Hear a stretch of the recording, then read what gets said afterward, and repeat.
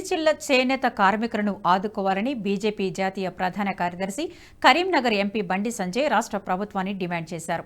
ఆర్థిక ఇబ్బందులతో కొట్టుమిట్టాడుతున్న చేనేత కార్మికులను ఆదుకోవాలని రాష్ట్ర ముఖ్యమంత్రి రేవంత్ రెడ్డికి లేఖ రాశారు. వస్త్ర పరిశ్రమ తీవ్ర సంక్షోభంలో ఉందని, ఈ రంగంపై ఆధారపడ్డ 20,000 మంది కార్మికులు కష్టాల్లో ఉన్నారని ఆవేదన వ్యక్తం చేశారు. బతుకమ్మ చీరల బకాయిలు 220 కోట్లు ప్రభుత్వం చెల్లించకపోవడం వల్లే ఈ దుస్థితి వచ్చిందని గుర్తు చేశారు. వర్కర్ టు ఓనర్ పథకానికి నిధులు మంజూరు చేసి సంపూర్ణంగా అమలు చేయాలని కోరారు.